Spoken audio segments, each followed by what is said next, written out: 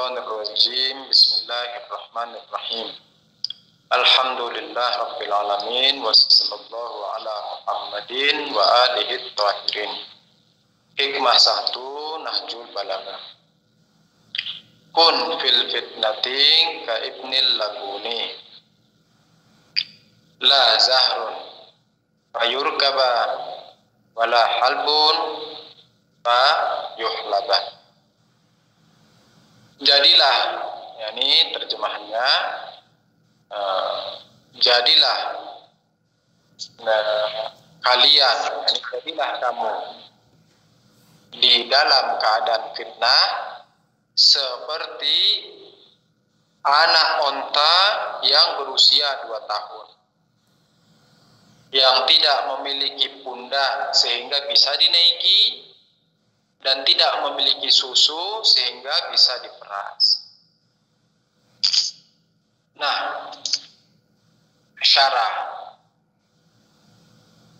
yang pertama, jadi kita membahasnya juga, kita usahakan sistematis.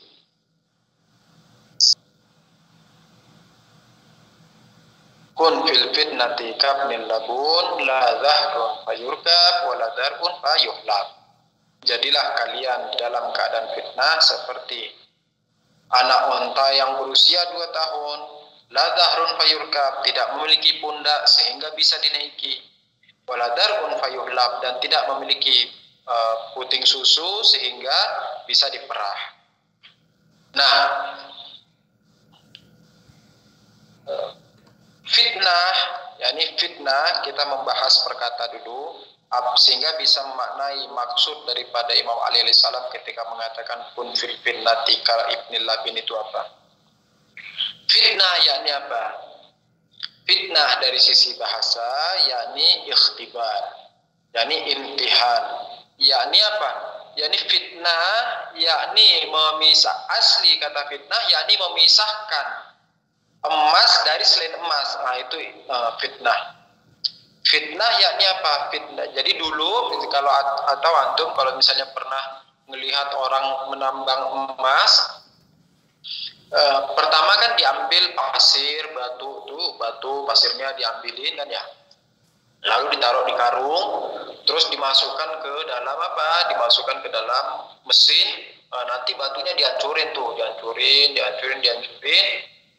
Terus melewati semacam ada penyiraman air, jadi pasir-pasirnya itu seperti dicucurin air sehingga batu-batu yang tidak bermanfaat itu terbuang.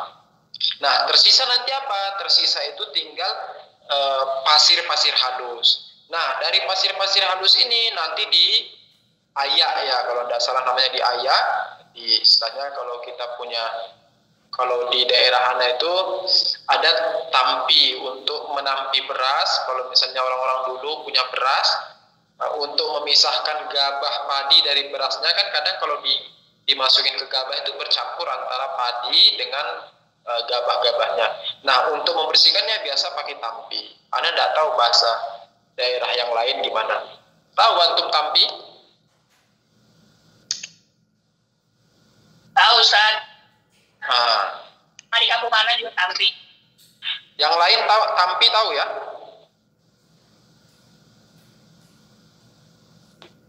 Tampa. Maksudnya itu buat mengayak. Untuk mengayak. Namanya tampi kok. Tampa ya, tampa itu istilah juga, istilah orang Jakarta mungkin tampa namanya. Tampi beras, namanya tampi beras. Ana sampai cari di Google. Tampa, Ustaz. Ala kulihat, tidak tahu apakah tampi atau tampa. Ala kulihal maksudnya yang untuk menampi beras itu, yang untuk membersihkan beras dari gabah-gabahnya. Nah nanti si pasir-pasir itu ditampi, jadi diayak sehingga pasir-pasir yang kan beratnya pasir dengan beratnya emas itu berbeda. Nah nanti si pasir itu emas, dia lebih berat daripada pasir. Nah, nanti si pasir-pasir halus itu dia terkikis, yakni terpinggirkan. Nah, ketika dia terpinggirkan, tersisalah si batu-batu emas itu. Nah, proses ini namanya fitnah. Yakni apa? Yakni memisahkan emas dari selain emas. Karena apa? Karena terkadang ketika orang membersihkan emas itu banyak pasir-pasiran dan sebagainya. Nah, nanti setelah batu-batu emas itu terkumpul, dibakar. Nah, dibakar sehingga apa? Sehingga kotoran-kotorannya itu tersisa. Nah, inilah disebut fitnah tadi. Nah, berarti fitnah itu apa? Dari sisi bahasa, fitnah dari sisi bahasa yakni imtihan, yakni memisahkan atau menguji. Kalau bahasa Indonesia menguji. Apa menguji? Yakni memisahkan emas dari selain emas. Nah, tetapi fitnah di sini yakni dikatakan kun fil fitnati, yakni apa? Yakni fitnah di sini maksudnya sesuatu yang membuat orang menjadi istilahnya mustabah, yakni sesuatu yang membuat orang menjadi linglung. Fitnah yakni sesuatu yang membuat orang menjadi linglung, membuat orang menjadi tidak melihat mana yang benar, yakni seperti abu-abu. Nah, ini fitnah di sini, yakni kun fil fitnati, yakni jadilah kalian dalam keadaan fitnah. Maksudnya apa dalam keadaan fitnah? Yakni dalam keadaan di mana dunia sedemikian rupa sehingga antara hitam dan putih itu tak jelas lagi. Antara antara benar dan salah itu sudah tak jelas lagi. Antara merah dan putih itu tak jelas lagi. Imam Ali alaihissalam mengatakan, jadilah kalian dalam keadaan yang demikian, jadilah kalian seperti anak onta yang berusia 2 tahun. Yakni apa? Yakni tidak memiliki pundak sehingga bisa dinaiki, dan tidak memiliki puting susu sehingga bisa diperah. Maksudnya apa? Tidak memiliki pundak dan tak memiliki puting susu. Yakni tak memiliki pundak untuk bisa dinaiki. Maksudnya, yakni orang tidak menggunakan kita, sehingga kita mengantarkannya pada tujuan dia. Ini yakni la zahrun. Nah, fayurka, yakni tidak memiliki pundak sehingga orang akan menaiki kita. Maksudnya apa? Yakni jangan sampai dalam keadaan fitnah orang menggunakan kita, yakni orang menggunakan kita sehingga kita mengantarnya kepada tujuan yang dia hendak capai. Tujuan yang dia hendak capai tadi tujuan apa? Yakni tujuan fitnah itu. Yakni kalau dia membuat fitnah untuk sampai kepada derajat derajat tahta, derajat harta, derajat makom, maka kita mengantarnya. Jangan sampai kita mengantarnya kepada hal itu. Dan dikatakan waladarun fayuhlam, dan juga tidak memiliki puting susu sehingga bisa diperah. Maksudnya apa? Yakni jangan sampai kita sekalipun dia tidak yakni kita tidak mengantarkan dia kepada kedudukannya. Namun apa? Namun kita memberikan fasilitas kepadanya. Kalau tadi dikatakan la zahrun fayurka, yakni kita yang membawa dia. Sebagaimana tim-tim kampanye kalau mau pemilihan presiden kan gitu ya. Kalau mau pemilihan presiden, tim-tim kampanye, kita yang membawa si presiden sehingga duduk kepada kursinya. Nah, ini yakni pundak. Maksudnya pundak yakni kita yang membawa presiden sehingga duduk. Kita yang koar-koar, kita komat kamit, kita yang pilihlah bulan sehingga mengantarkan dia sampai kepada kedudukannya. Atau enggak, dikatakan waladarun fayuhlam, yakni kita enggak keluar-keluar, tapi kita ngasih fulus, kita ngasih uang. Kamu mau jadi presiden? Nah, enggak punya uang? Enggak. Oke, ini uang dari saya, kamu kampanye. Tapi saya hanya fasilitas uang. Atau misalnya apa? Atau misalnya anak punya gedung, kalau kamu mau kampanye pakai gedung anak, enggak apa-apa. Nah, kita memberi fasilitas. Yakni kita menggemukkan orang. Kita membuat orang bernutrisi sehingga sampai kepada tujuannya. Nah, dikatakan kun fil fitnati kaibnil labun la zahrun fayurkab wa la dar'un fayuhlak. Yani jangan sampai dalam keadaan fitnah kita seperti jadilah di dalam keadaan fitnah kita seperti anak onta yang berusia 2 tahun. Maksudnya apa? yakni tidak memiliki pundak sehingga bisa dinaiki. Maksudnya, yakni jangan sampai kita mengantarkan dia kepada posisinya. Dan dikatakan waladarun fahyulam, yakni jangan juga kita yang memberi fasilitas kepadanya. Nah, fitnah bisa jadi antara batil dan batil, bisa jadi antara batil dan hak.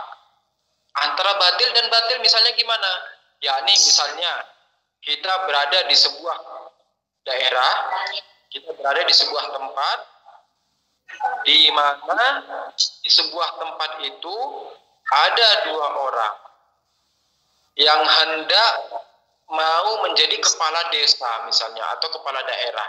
Tapi dua-duanya zolim, dua-duanya tukang makan uang rakyat, dua-duanya penipu, dua-duanya maling. Dua-duanya maling, tapi yang satu bilang kamu maling, yang satunya bilang bukan kamu maling. Nah, ini kan fitnah. Terkadang fitnah seperti itu, jadi dalam keadaan dua-duanya maling. Atau salah satu ulama, yakni benar-benar ulama, arif. Terus yang satu, yakni si maling bilang, lihat itu ulama itu, dia mau mencalonkan kepala daerah. Nanti semua orang disuruh jadinya jadi tukang puasa semua, jadi tukang sholat semua. Terus si ulama bilang enggak begitu, kita harus taat kepada Allah dan sebagainya. Kita harus saling menghormati. Jadi kalau orang-orang yang sedang berbeda agama tidak boleh langsung diserang, tidak boleh langsung dibunuh, tidak boleh langsung dihajar, melainkan mereka juga harus dihormati dan juga dihargai dan sebagainya. Nah, terjadi fitnah, kita tidak tahu mana benar mana salah. Atau misalnya seperti Imam Husain alaihissalam dan Yazid lanatullah alaih. Nah, ini kan fitnah juga. Yakni seandainya ada, atau dalam keadaan kekinian, kita lihat dalam keadaan kekinian antara Iran dengan Amerika. Iran di A, Amerika di posisi B. Lalu Indonesia misalnya apa? Indonesia misalnya sebagai orang yang ketiga. Dia mau melihat ini yang mana ini yang benar ini, antara Iran dan antara Amerika. Nah, posisi kita di mana nih kita nih? Yusuf, posisi kamu antara Iran dan Amerika, posisi kamu di mana? Ini kan nih Iran dan Amerika dan fitnah sekarang nih. Nah, posisi kita lihat keadaan. Yakni kalau seandainya kita diharuskan untuk diam, ini kenapa kita harus diam? Karena kalau seandainya kita ngomong, maka perkataan kita ini akan dimanfaatkan oleh orang yang jahat, maka kita harus diam. Atau dalam keadaan kita harus bergerak, di mana kalau kita diam kebatilan akan muncul.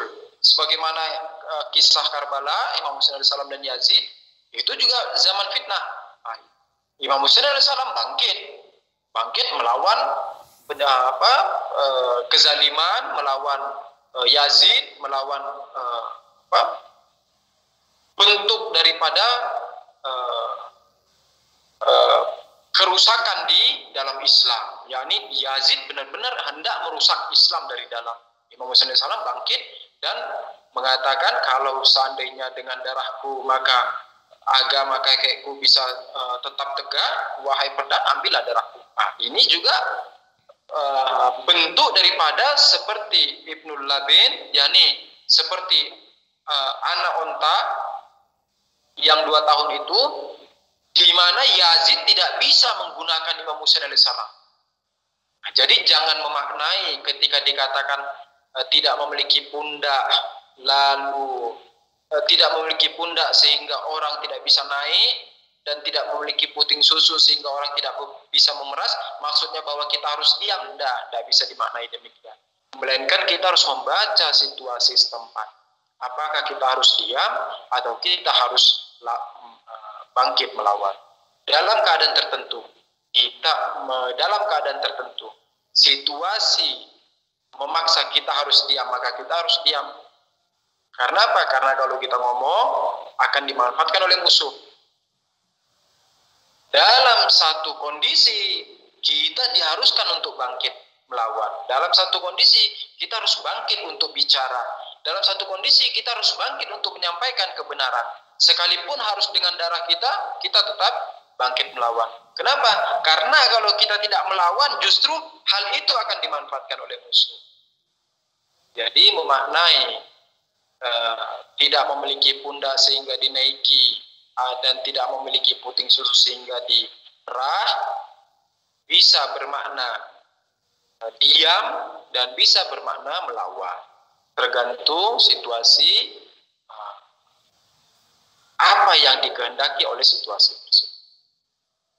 Saya kira cukup demikian. Bila taufiq wal hidayah. Assalamualaikum warahmatullahi wabarakatuh. Waalaikumsalam warahmatullahi Waalaikumsalam. Waalaikumsalam. Boleh bertanya, Ustaz? Atau Ustaz, kita hari ini kan ada buku yang sudah menerjemahkan tentang Najib Balagho ya Ustaz ya.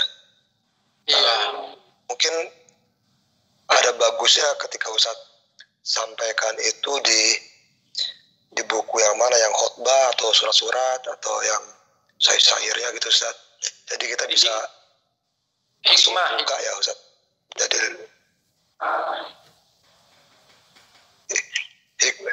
hikmah Najib Balagha berapa jilid yang terjemahan bahasa Indonesia? kalau yang penerbit Lentera tuh 2 jilid Ustaz. Dia kumpul yang jilid 1 kumpulan khotbah, jilid 2 kumpulan surat dan ucapan Amir Mukminin. Nah kita mau pakai mana Ustaz? Yang kumpulan ucapan coba lihat. Kumpulan ucapan ya, Ustaz.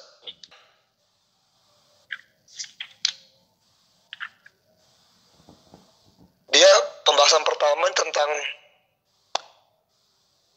labun tadi ya Ustaz ya, artinya unta yang sudah bisa mengeluarkan air susu. Sedangkan Ibnul Labun artinya unta yang usianya 2 tahun dan usia seperti ini. Oh ini ya Ustaz ya. Oke, berarti dimulai dari sini Ustaz ya. Dimulai dari situ. Jadi Ibnul Labun, ya Ibnul Labun ini anak unta yang berusia 2 tahun yang belum memiliki air susu. Oh ya, syukur Ustaz. Afwan. Kita mulainya dari situ. Itu disebut hikmah. Jadi Nahjul Balagha kan ada 2 tuh. Ada 2 pembahasan, yakni pembahasan khutbah dan surat. Yang kedua pembahasan hikmah. Nah kita khusus membahas yang hikmah.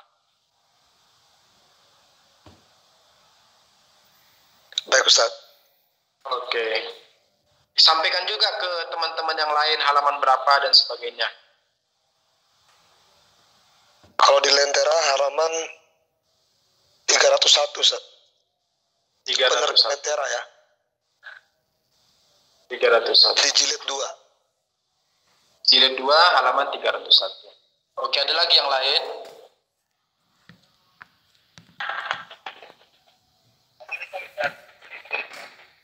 Ini karena awal kita cari bukunya supaya bisa mengikuti lebih ini, sepertinya enak kalau kita pegang bukunya langsung. Meskipun buat terjemahan mungkin tidak mau PDF juga kayaknya ada. Ini ada nih, mertua punya.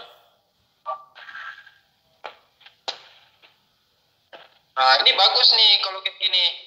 Jadi setiap sebelum kita mulai di share gini. Ini dari mana nih Pak? Ini buku saya Ustaz. Ini saya fotokan. Oh, ini buku Anda. Ya. Enggak, itu dari apa itu? Dari Falak, dari aplikasinya Abi. Iya, kalau bisa aplikasinya di-share juga di sini Pak, biar teman-teman bisa dapat. Oke. Ya, ini bagi teman-teman yang mau baca terjemahannya bisa lihat dari sini. Oke, saya akhiri dulu. Bila taufiq wal hidayah. Assalamualaikum warahmatullahi wabarakatuh.